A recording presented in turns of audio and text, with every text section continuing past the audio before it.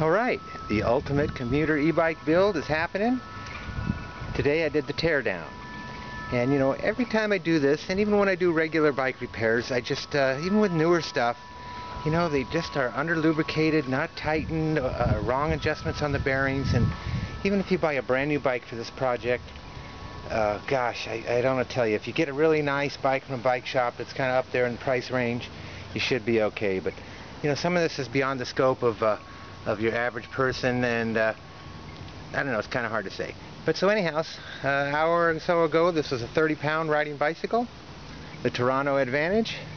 Now it's a 30-pound pile of parts. And it took about an hour to tear it down. Take a lot longer to put it together. So the rims, of course, every single metal and aluminum part, I'm going to shine it up and protect it with wax and everything and clean it up. The wheels, I'll fully true those, and they're actually pretty true, but the spokes need to be tensioned, and that's part of the truing. The tires, we're replacing those, some real nice ones, and they actually were in good shape from low mileage, but the sidewalls were pretty well cracked. Nice steel frame. That's a unisex frame is what they call that. Will be plenty strong. Came with that rack, some really lightweight aluminum fenders. And here's the general parts. These parts here, won't really be reusing those. The chains inside the rag there, and it's actually in really good shape. A little cleanup. Bearings from the axles in that white tray. The freewheel, which is in great shape, and a lot of these parts here we won't be using either. The front crank, the front derailleur. We'll be using the rear derailleur. And I want to talk a little too about the tools I use. Now I counted about 25 tools to tear this down. We'll be using a few more.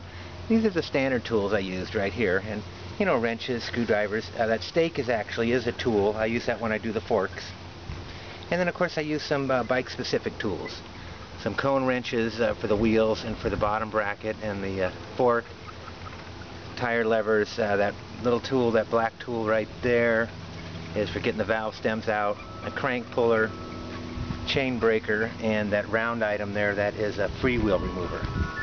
Get you a better look at those. So some of these tools you really can't do this without, and you know, there's a lot of books on how to do this if you're not familiar with it.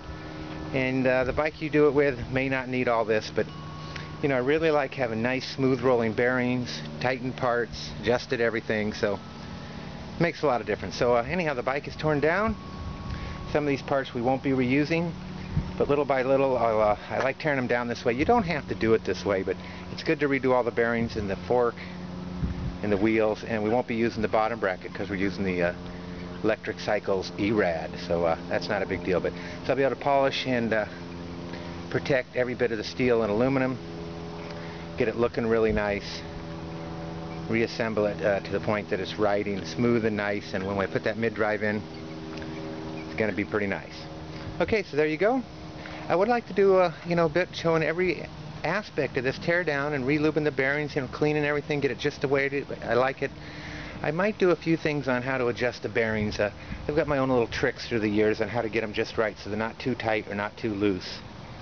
So there you go, the Toronto Advantage, the ultimate commuter e-bike build, all torn down.